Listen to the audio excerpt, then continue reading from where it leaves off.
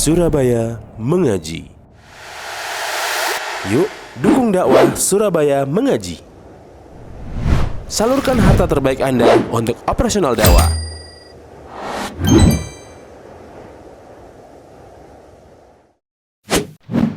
SM Store, amanah dalam muamalah. Assalamualaikum warahmatullahi wabarakatuh.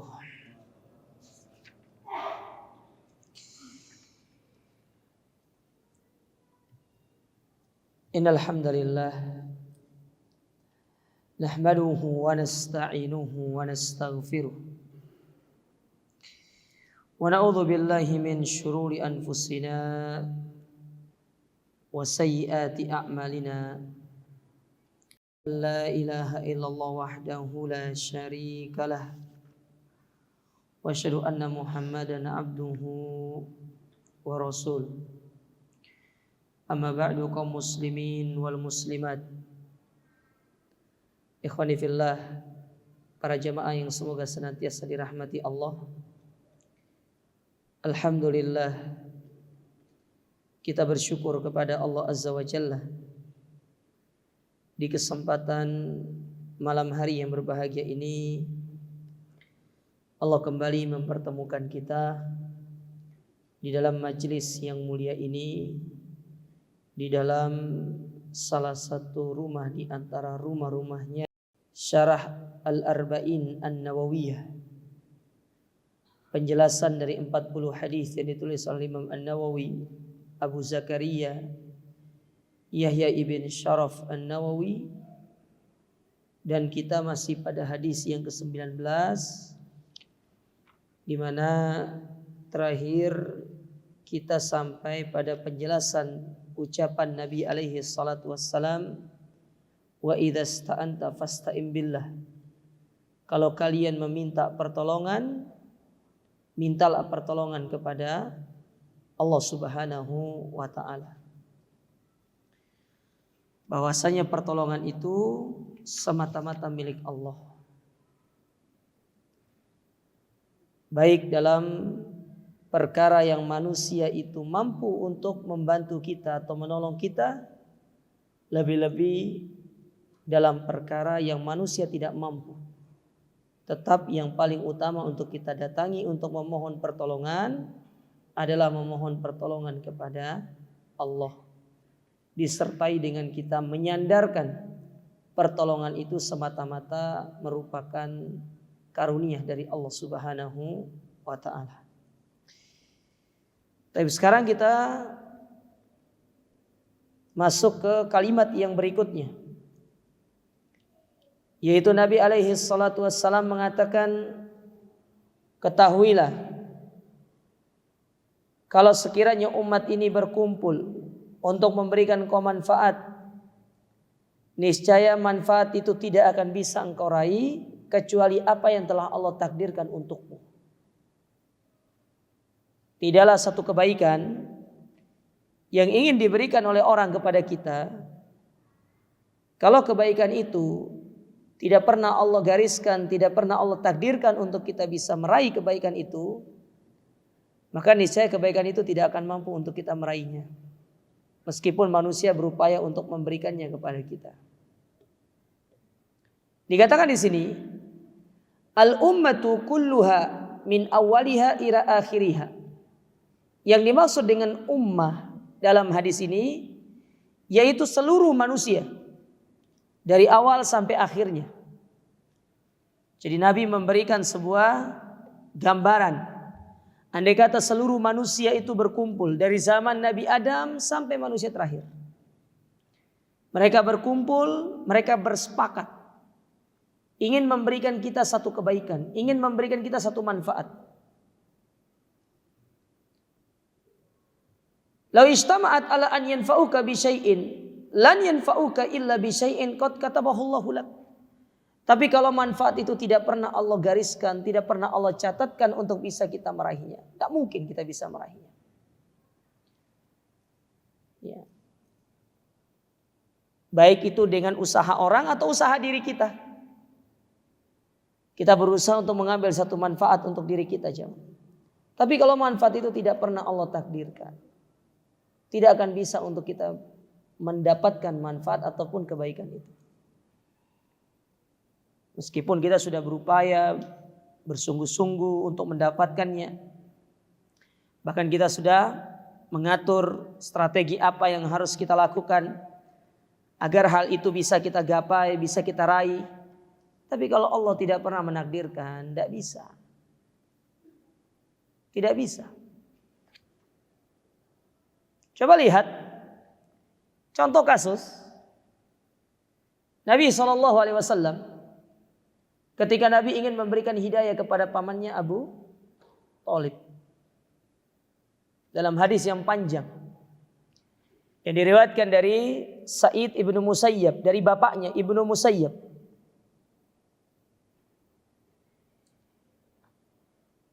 Diceritakan ketika Abu Thalib dalam kondisi sakaratul maut, Nabi ingin memberikan satu manfaat kepada Abu Thalib, dan itu adalah manfaat terbesar yang dibutuhkan oleh Abu Thalib. Apa itu hidayah?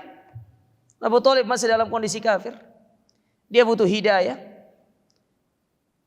supaya dia bisa masuk ke dalam surga, dan Nabi ingin memberikan hidayah itu kepada pamannya Abu Thalib. Apa alasannya?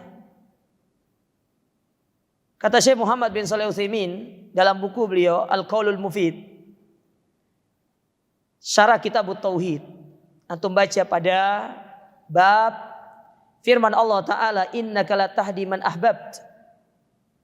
Itu bab setelah bab syafaat. Harusnya setelah bab syafaat itu sudah dibahas bab itu.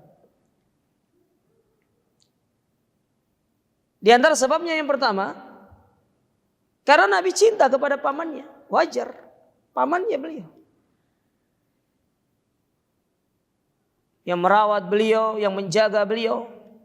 Bahkan yang lebih utama, menjadi tameng yang melindungi Nabi SAW untuk beliau berdakwah. Ya. Dicintai sama Nabi SAW. Sedangkan yang kedua, alasannya kenapa? Karena jasanya Abu Thalib itu besar. Sudah beliau pamannya, jasanya Abu Thalib itu besar. Kemudian alasan yang ketiga, karena Nabi SAW adalah tipe orang yang beliau itu sangat antusias untuk memberikan kebaikan kepada manusia. Lebih-lebih manusia itu adalah orang terdekatnya. Apa yang terjadi? Gak dikasih sama. Padahal kalau dipikir yang menyampaikan hidayah itu siapa? Nabi, Rasul. Yang menyampaikan hidayah itu manusia yang termulia, yang akan membuka pintu surga. Nabi yang paling mulia, Rasul yang paling mulia, kekasih Allah. Tapi Allah tidak memberikan hal itu kepada Nabi SAW.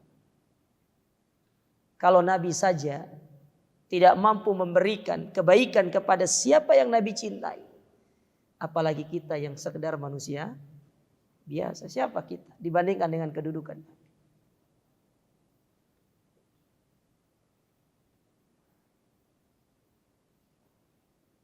Al-amru yarji ilallahi kulluh.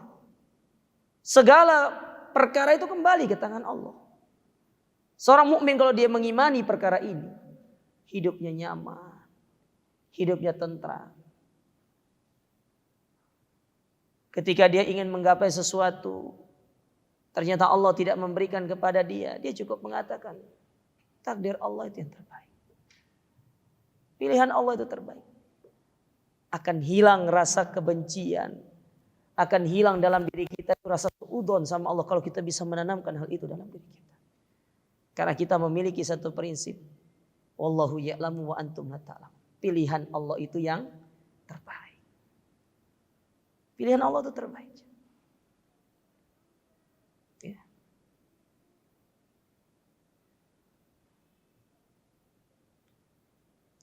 Saya pernah diceritakan oleh seorang ya.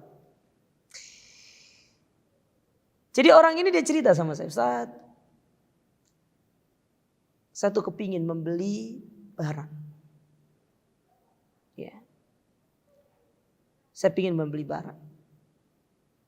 Sebelumnya saya sudah ngobrol dengan si A. Saya ingin meminjam uangnya. Dan dia setuju. Akhirnya saya pun melakukan negosiasi dengan penjual barang tersebut. Ketika saya bernegosiasi dengan penjual barang itu, kata dia, ternyata penjual barang itu deal untuk membayar barang itu dengan sistem tenor. Saya kasih DP, tenornya sekian. Akhirnya saya pun menghubungi si A tadi. Untuk istilahnya kayak kan sudah ada janji kan. Sekedar nagih janjinya untuk dipinjamkan. Subhanallah orangnya tidak ngasih saya, Ustaz.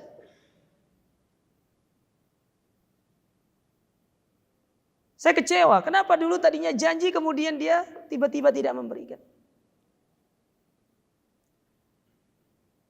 Maka satu pesan saya kepada dia. Berarti Allah menghendaki kebaikan kepada Anda. Coba lihat dari sisi yang lain. Ketika orang itu memberikan kepada Anda pinjaman itu, otomatis Anda akan memiliki hutang. Otomatis Anda akan memiliki hutang. Sementara atau di sisi yang lain, bisa jadi Allah itu tidak menghendaki Anda untuk berhutang. Allah akan memberikan secara kontan, tetapi bukan saat ini. Karena mungkin bagi Allah, barang ini belum Anda butuhkan saat ini. Pernah gak sih kita berpikir demikian? Kita melihat dari sudut pandang yang lain gitu. Mengambil hikmah dari setiap peristiwa yang kita dapati dalam kehidupan.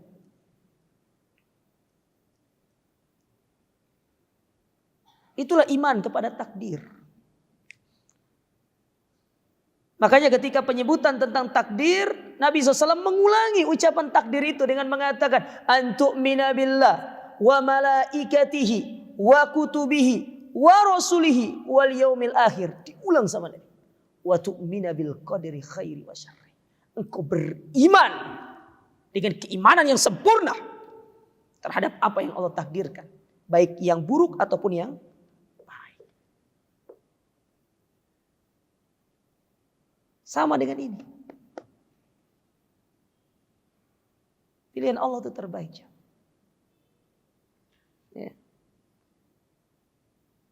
Kalau Allah sudah menakdirkan, pasti akan dimudahkan sama Allah. Tapi kalau Allah tidak menakdirkan, maka segera ingat firman Allah Ta'ala. Asa an takrahu syai'an wa huwa khairul lakum.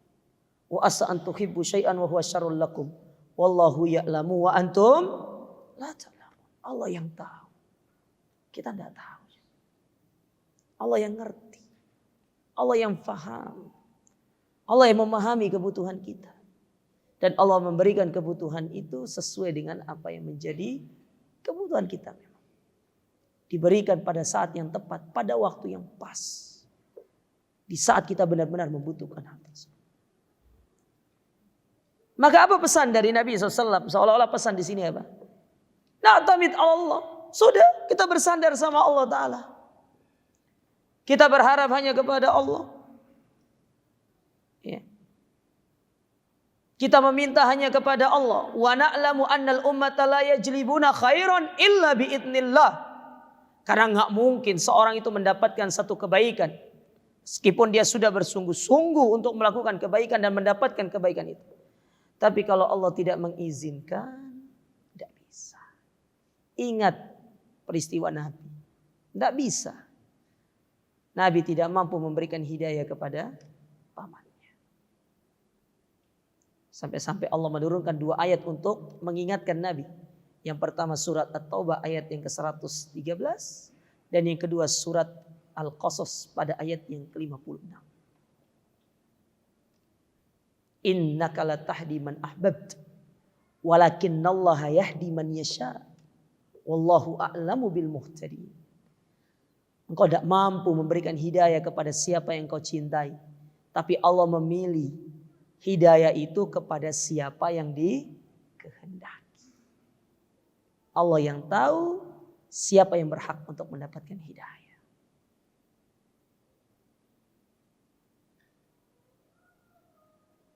Itu kalimat yang kelima. Sebaliknya kalimat yang keenam,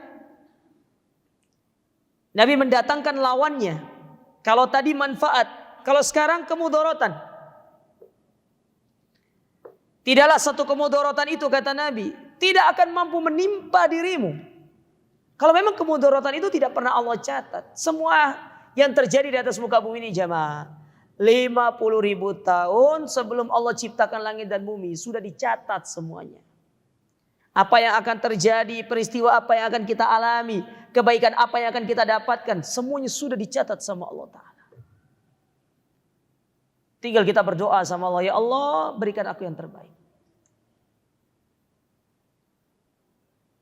Kalaupun itu satu keburukan yang akan menimpa kita, maka minta kepada Allah kekuatan untuk bisa melewatinya. Gitu aja. Simple. Islam itu agama yang simple. Semua sudah punya resepnya, sudah punya kiatnya masing-masing. Makanya kenapa banyak orang stres? Orang sulit hidupnya itu. Karena dia melupakan pedoman hidupnya dalam menghadapi satu kondisi, dalam satu situasi itu. Kita punya Quran. Kita punya hadis. Kenapa kita melupakan semua itu? Itu kekuatan kita. Itu senjata kita untuk hidup di atas muka bumi ini. Berbagai macam rintangan, berbagai macam hal-hal yang tidak menyenangkan akan bisa kita lalui kalau kita berpegang teguh dengan kedua itu. Makanya Nabi SAW memberikan sebuah jaminan apa? Taraktu fikum syai'ain. Aku tinggalkan dua perkara. Lan tadillu ba'dahuma kitaballahi wa sunnati. Kalau kalian berpegang teguh dengan kedua hal ini, kalian berpegang teguh dengan keduanya, tidak akan pernah tersesat kehidupan kalian. Allah bimbing kehidupan kalian, kata Nabi SAW. Al-Quran, sunnah. Bahkan Allah menegaskan di awal surat Al-Baqarah, apa kata Allah? Dzalikal kitab la raiba fihi hudan lil muttaqin. Inilah Al-Quran. Ya. Tidak ada keraguan. Tidak boleh diragukan Al-Quran itu. Itu petunjuk bagi orang-orang yang bertakwa. Nah, makanya di bulan-bulan seperti ini jemaah, di hari-hari seperti ini kan kita sedang berada di 10 hari pertama di bulan Dzulhijjah. Di antara amalan yang sangat dianjurkan kepada kita adalah membaca Al-Quranul Karim. Ya. Membaca Al-Quranul Karim. Perbanyak membaca Al-Quranul Karim. Mentadabburi Al-Quran.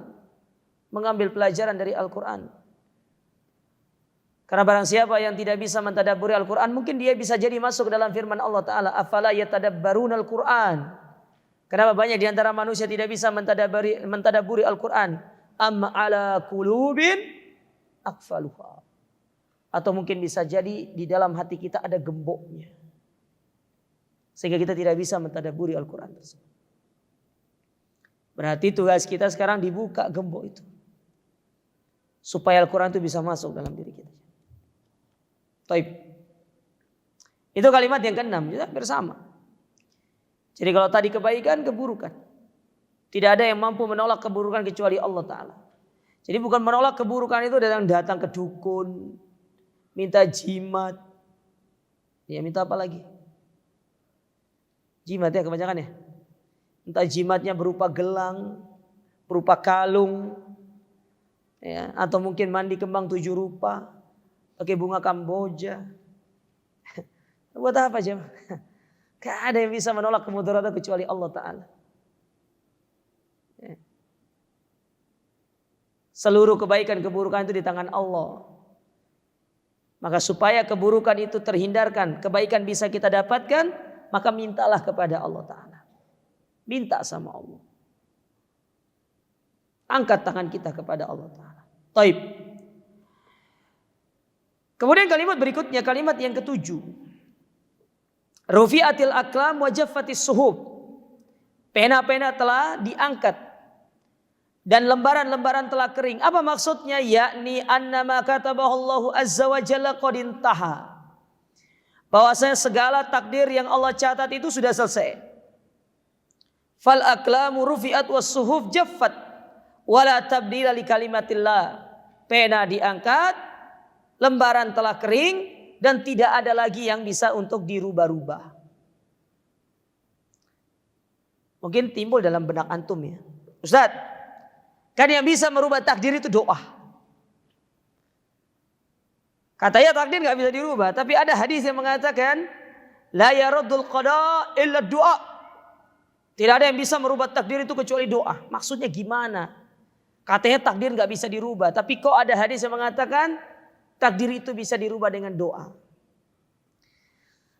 Sebenarnya ini panjang pembahasannya, cuma intinya begini. Yang tidak bisa dirubah itu yaitu catatan yang ada di tangan Allah yang bernamakan Lauhul Mahfuz. Itu nggak bisa terubah. Ya. Sedangkan yang bisa berubah dengan doa itu adalah catatan yang Allah berikan kepada malaikat. Nah, catatan yang di tangan malaikat itu diambil dari Lauhul Mahfuz. Paham sampai di sini? Ya. Takdir itu ada namanya takdir azali. Gak bisa dirubah. Yang Allah telah gariskan selama 50.000 tahun sebelum pencipta langit dan bumi. Itu yang pertama. Yang kedua ada namanya takdir sanawi. Kapan takdir sanawi? Apa yang dimaksud dengan takdir sanawi ini? Adalah takdir yang akan dijalani oleh manusia selama 1 tahun ke depan. Makanya di antara penafsiran para ulama kenapa disebut dengan malam Lailatul Qadar? Karena pada malam itu diturunkan takdir untuk manusia itu selama 1 tahun ke depan. Nah, takdir ini diambil dari Lauhul Mahfuz. Paham sampai di sini? Takdir sanawi ini yang pegang siapa? Malaikat. Ya. Ketika dipegang sama malaikat, tertulis di situ, hari Kemis si fulan akan terkena air atau terkena mangga, misalkan kepalanya kena mangga misalkan. Dia kalau jalan di depan komplek ini kena mangga. Misalkan gitu tulisannya. Tapi dia berdoa. Sebelum keluar rumah dia berdoa bismillahilladzi la yadurru masih atau dia keluar rumah bismillahitawakkaltu 'alallah la haula wala quwata illa billah. Dia berdoa. Minta sama Allah agar hari ini dia tidak terkena musibah. Nah, doa ini hanya merubah takdir yang ada di tangan siapa? Malaikat. Sedangkan perubahan yang ada di tangan malaikat ini itu pun telah tercatat di Lauhul. Paham sampai di sini? Tidak usah panjang-panjang, nanti kita pusing nanti. Iya. Makanya banyak orang menyimpang dalam masalah takdir itu. Karena dia otak-atik muter-muter gitu aja. Padahal intinya imani saja takdir itu selesai. Ya, gampang. Makanya kan di Basra waktu itu, di Basra atau di Kufah, atau buka dalam Sahih Muslim, di awal-awal Sahih Muslim itu, ketika menceritakan tentang beberapa para ulama datang ke Mekah untuk bertanya tentang satu kelompok yang bernama Qadariyah. Lalu ditanyakan kepada Abdullah ibnu Umar, yang kebetulan Abdullah ibnu Umar pada waktu itu sedang di Mekah. Ditanya, ya Abdullah ibnu Umar, ada sebuah kelompok di tempat kami yang mana mereka ini begini mengatakan Allah itu tidak mengetahui sesuatu sebelum terjadi. Artinya Allah hanya tahu ketika sudah terjadi. Jadi kalau sebelum terjadi Allah nggak tahu. Jadi ilmu Allah itu tidak ada bedanya dengan ilmunya manusia. Kan ilmu manusia itu dia mengetahui perkara yang telah terjadi dan yang sedang terjadi. Adapun yang akan terjadi manusia kan tidak tahu. Nah, mereka berpendapat, Qadariyah itu berpendapat Allah itu pun demikian. Allah hanya tahu perkara yang sudah terjadi dan yang sedang terjadi. Adapun yang belum terjadi Allah itu tidak tahu. Itu namanya kelompok Qadariyah, menolak takdir. Ya. Menolak takdir.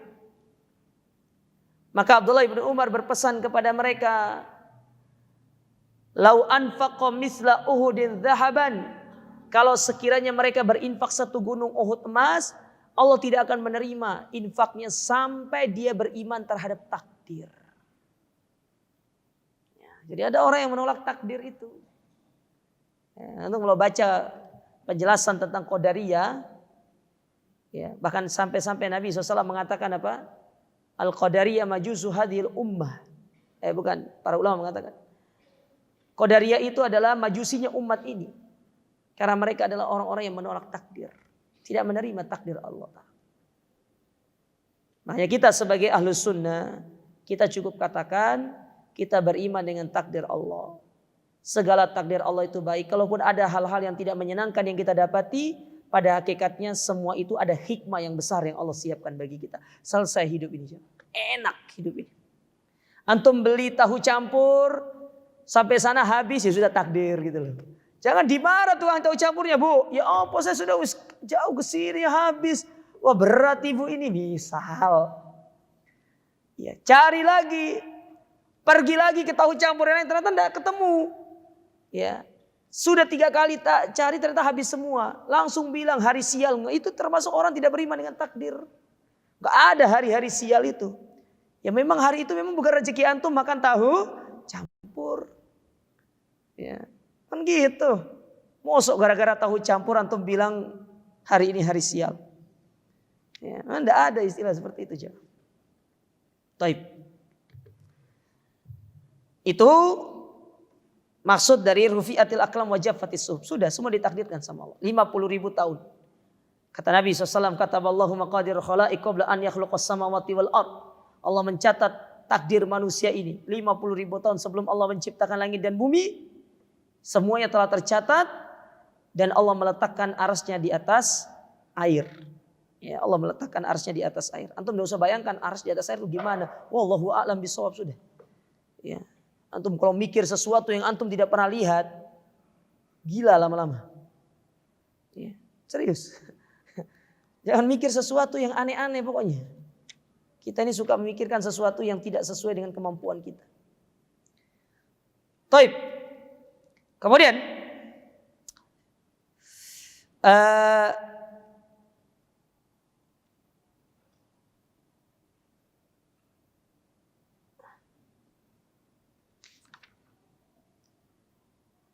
kita pindah langsung ke pelajaran yang bisa diambil dari hadis ini.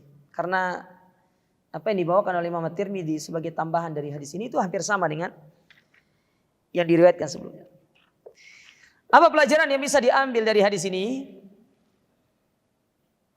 Yang pertama, mulatafatun Nabi sallallahu alaihi wasallam liman huwa dunahu. Kelembutan Nabi kepada orang-orang yang di bawah beliau.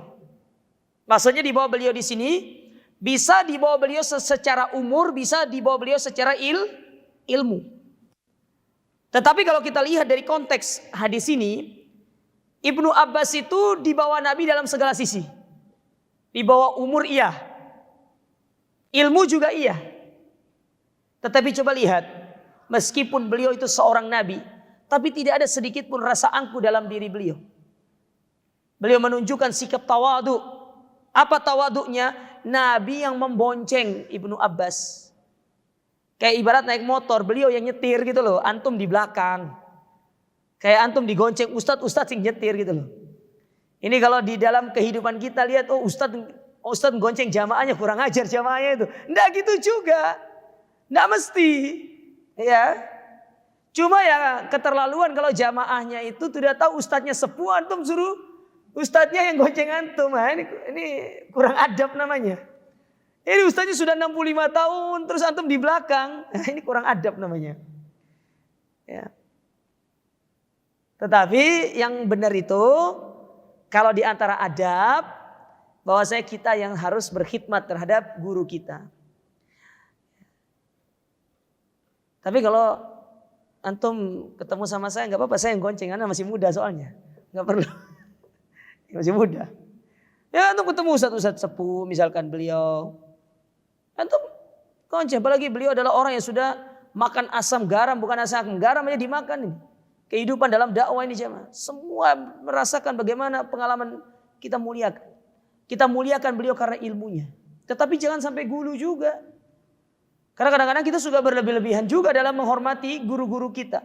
Ingat, Nabi saja sudah berpesan, jangan kalian berlebih-lebihan dalam memuji aku, dalam menyanjungku, dalam menghormatiku. Karena itu bisa jatuh dalam perbuatan gulu dan itu bisa nanti jatuh dalam perbuatan Syirik kepada Allah. Hormati guru itu sesuai dengan porsinya. Kita hormati keilmuannya. Jangan nanti bekas cuci tangan diminum. Ya, bekas cuci kaki diminum. Ya. Sudah dipegang sama ustadz ini, sudah saya pegang berkah. Ya. Ini sudah saya pegang semua nih. Siapa tahu antum mau nih berkah semua. Enak gitu juga. Hormati ya sesuai dengan keilmuan beliau. Tanpa kita gulu. Tidak boleh berlebih-lebihan. Gulu, tanattu. Dan Nabi sudah memperingatkan kita masalah gulu ini. Kata Nabi alaihi salatu wassalam, Iyakum wal gulu. Hati-hati dengan sifat gulu. Fa inna ahlaka man kana qablakum al gulu fid din. Karena sebab kebinasaan umat-umat terdahulu disebabkan karena sikap berlebih-lebihan terutama kepada orang-orang soleh. Kesyirikan pertama kali terjadi kepada kaum Nabi Nuh itu disebabkan karena mereka gulu kepada orang soleh itu. Terlalu berlebihan. Kita hormati mereka sesuai dengan posisinya. Kita menghormati keilmuannya. Mereka manusia biasa. Bisa salah, bisa benar. Maka kita katakan kami para dai juga demikian. Kita bisa salah, kita bisa benar. Ada kesalahan dinasehati. Disampaikan. Dengan cara yang baik. Itu caranya. Dai itu tidak terlepas dari kesalahan. Bukan maksum. Mau dia sudah sampai pada derajat wali kejedot kah? Ya, wali apa itu namanya? Itu wali, nggak tahu wali apa itu ya. Tidak ada. Nabi aja bisa salah kok.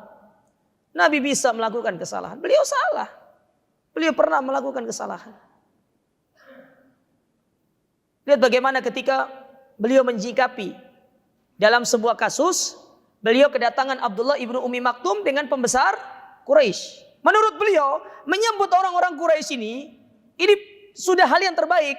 Karena kalau mereka bisa masuk Islam, nanti kaumnya juga masuk ke dalam Islam. Tapi ditegur sama Allah Ta'ala.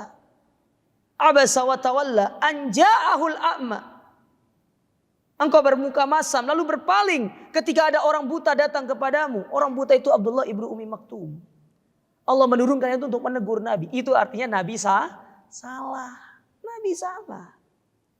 Cuma bedanya Nabi ditegur. Kalau kita siapa yang negur? Nanti giliran antum ditegur nanti. Ya. Apalagi kalau yang negur kita itu baru ngaji. Inti sopo. Kok baru kelihatan? Tidak jamin jemaah. Tidak menjamin orang lama ngaji itu dia pasti akan selalu benar. Tidak jamin. Begitu pula tidak menjamin ustadz itu selalu benar. Dia kadang-kadang salah. Nasihati. Kalau untuk mendapati dalam diri kami misalkan ada kesalahan, dinasihati, disampaikan. Bagus. Ya. Itu bagus. Taib. Kita kembali ke sini. Nabi itu adalah orang yang lembut. Jemaah. Lembut sekali.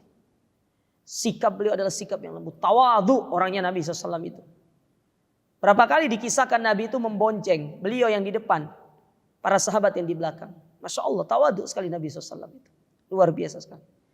Semua sifat-sifat kebaikan itu terkumpul pada Nabi. Tawadhu, lembut, ya rahmat, aduh. Berkasih sayang. Coba pikir ya, salah satu kasih sayangnya Nabi yang mungkin sudah pernah saya sebutkan di sini. Seluruh para Nabi kan punya doa mustajab, betul? Punya doa mustajab. Tetapi kebanyakan para nabi menggunakan doa mustajabnya di dunia untuk mendatangkan musibah yang besar kepada kaumnya. Contoh Nabi Nuh mendatangkan banjir. Ya, kemudian kaum Nabi Lut berdoa agar mendatangkan azab yang pedih. Nabi Soleh dan yang lainnya. Ya. Tetapi Nabi Muhammad beda.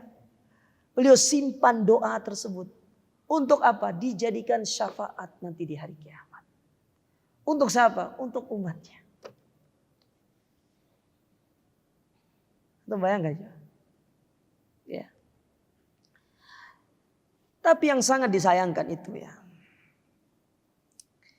Kita tuh tidak mengenal Nabi kita gitu loh. Ya, kita tidak kenal Nabi kita itu. Nabi kita yang mulia alaihi salatu wassalam memikirkan kita. Berdoa untuk kita. Alih-alih kita menjadikan public figure atau sebagai figur kita. Kenal aja enggak? Kita lebih kenal orang-orang gak jelas itu. Ya. Entah itu grup band kah, entah itu pemain bola, entah itu siapa kah, lebih kenal itu. Bahkan kalau dia berkesempatan untuk bertemu dengan orang tersebut, dengan idolanya, seolah-olah dia sudah mendapatkan sesuatu yang berharga sekali. Kalaupun dia harus membayar untuk bertemu, gak apa-apa. Dia rela untuk mengeluarkan berapapun harta, yang penting dia bisa ketemu dengan idolanya. Padahal ya, dia tidak pernah doakan kita.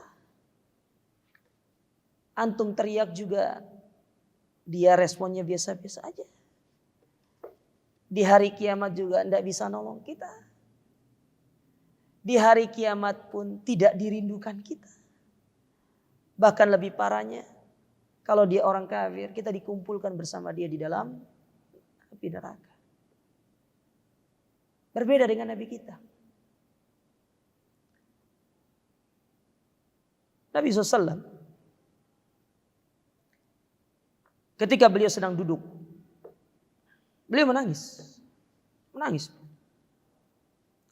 Lalu ditanya sama para sahabatnya, kenapa menangis? Maka beliau hanya mengatakan, waditu an uqabilu ikhwani. Aku ingin ketemu sama saudaraku. Aku ingin berjumpa dengan saudara-saudaraku. Ya.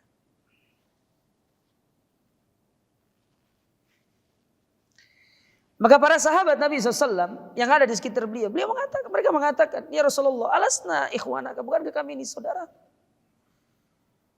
Bukan kami ini saudara? Maka beliau menjawab, bukan. Kalian sahabatku.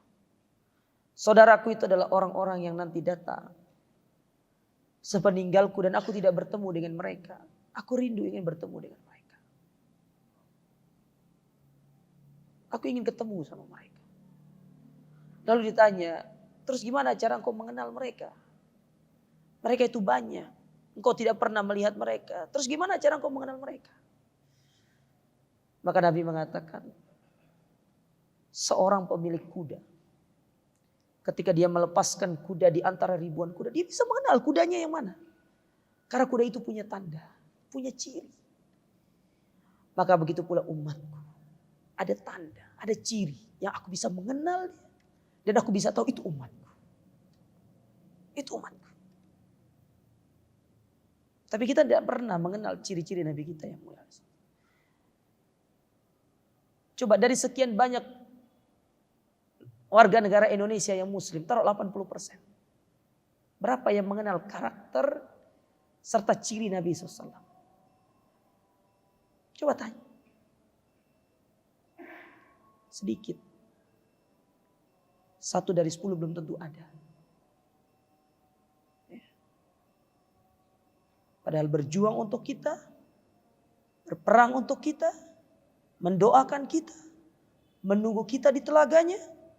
Bahkan beliau orang yang sangat bersedih ketika melihat umatnya itu masuk ke dalam api neraka. Sehingga beliau siapkan doanya untuk syafaat bagi mereka-mereka yang masuk neraka dan mereka masih beriman dan tidak meninggal di atas kesyirikan kepada Allah Subhanahu wa ta'ala. Maka kenali Nabi kita siapa? Pasti kita akan mendapatkan syafaatnya. Tafadhol adzan terlebih dahulu. Baik, kita lanjutkan sedikit. Kemudian yang kedua, di antara pelajaran yang bisa diambil dari hadis ini,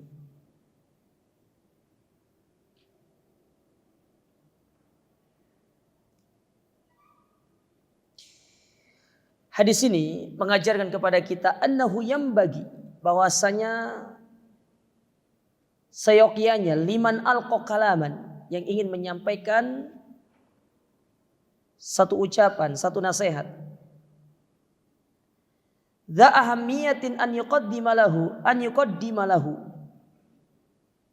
yang mana nasihat tersebut itu penting agar memulai nasihat itu mayujibu luftul intibah, yaitu apa yang bisa menjadikan dia itu fokus.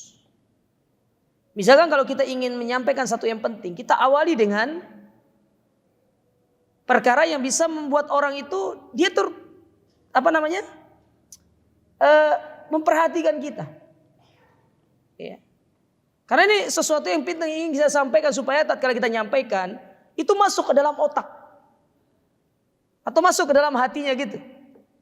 Dan ini sebenarnya tidak lepas dari ilmu public speaking. Maka penting itu kita butuh ilmu yang namanya ilmu public speaking itu. Kemampuan berbicara itu kadang-kadang kita juga harus belajar yang demikian. Jadi tidak semuanya ilmu dunia itu buruk. Kalau ilmu dunia itu ada yang baik digunakan untuk maslahat agama itu bagus. Itu bagus ya, Mas. Kayak public speaking itu loh. Karena disebutkan di dalam sebuah ungkapan innal minal bayani la sihir. Di antara bentuk sihir itu adalah sebuah ucapan, omongan.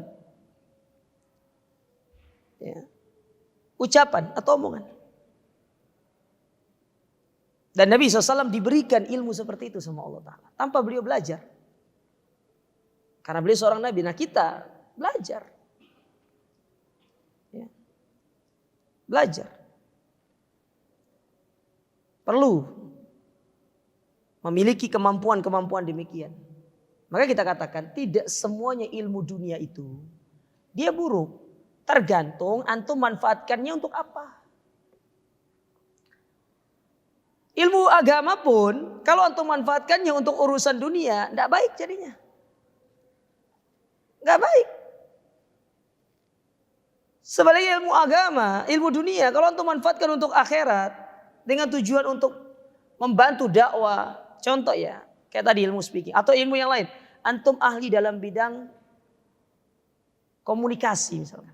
Atau apalah bidang IT lah atau apalah. Antum mampu membuat aplikasi. Buat aplikasi bermanfaat untuk kaum muslimin.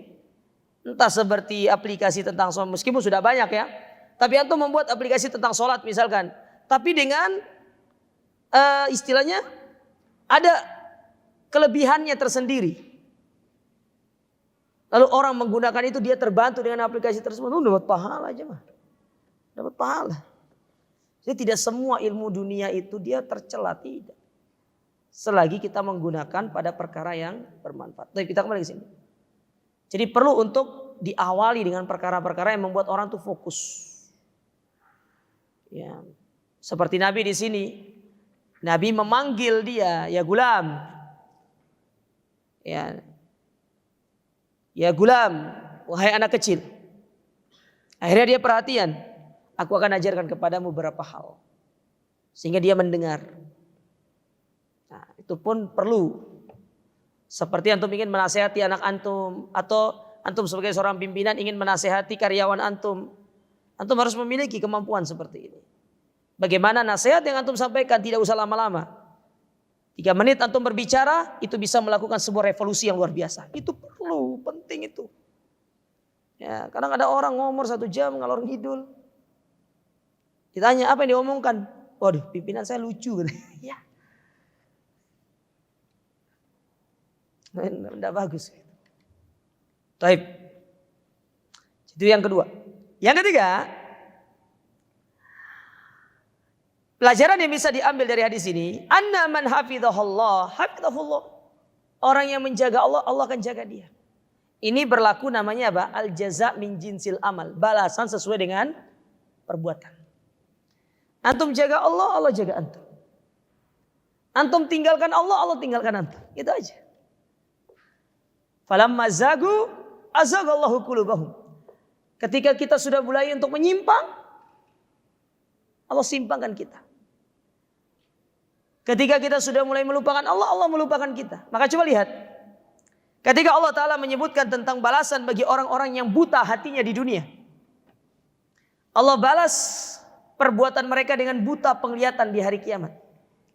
Dalam surat Toha. Pada ayat yang ke-124 kalau nggak salah. Ya. Kita lihatkan dulu. Dalam surat Toha. Ayat 124. Apa kata Allah? Wa man a'rada an dzikri fa inna lahu ma'isyatan dhanka wa nahsyuruhu yaumal qiyamati a'ma. Ya Allah, Ya. Kata Allah Ta'ala, barang siapa yang berpaling dari peringatanku, maka sungguh dia akan mendapatkan kehidupan yang sempit. Ini satu. Yang kedua, kami kumpulkan dia di hari kiamat dalam kondisi buta matanya. Maka yang buta ini bilang sama Allah, Qala rabbi lima hasyartani a'ma wa qad kuntu basira. Ya Allah, kenapa engkau kumpulkan aku dalam kondisi buta? Padahal dulu aku bisa ngelihat. Ya, aku bisa ngelihat. Maka Allah katakan di ayat setelahnya apa? Qala kadzalika atatka ayatuna fanasitaha wa kadzalikal yauma tunsa. Dulu di dunia yang buta itu mata hati kalian. Sekarang dibalas dengan buta penglihatan kalian. Itu namanya al-jaza min jinsil amal. Balasan sesuai dengan perbuatan. Jadi kalau kita melakukan kebaikan, Allah balas kebaikan kepada kita. Tapi kalau kita melakukan keburukan, Allah balas dengan keburukan. Nah, sama contohnya di sini. Yang menjaga Allah, Allah jaga dia. Yang menolong Allah, Allah menolong dia. Pada hakikatnya memang kita tidak perlu menolong Allah Ta'ala. Tetapi Allah ingin mengajarkan kepada kita tentang apa? Al-jaza min jinsil amal itu. Balasan sesuai dengan perbuatan. Antum berbuat baik sama orang, orang akan berbuat baik sama antum. Antum gibah orang, pasti antum digibah sama orang. Itu sudah pasti. Hukum wajib. Kama tadinu tudan. Sebagaimana engkau perbuat seperti itu engkau akan dapatkan. Itu pasti dalam kehidupan kita jemaah. Tapi mungkin ini bisa kita sampaikan. Kita masih pada hadis yang ke-19. Di pelajaran-pelajaran insyaAllah kita lanjutkan pada pertemuan berikutnya. Wallahu a'lam bishawab. Kita akhiri subhanakallahumma rabbana bihamdika asyhadu an la ilaha illa anta astaghfiruka wa atubu ilaik. Wassalamualaikum warahmatullahi wabarakatuh.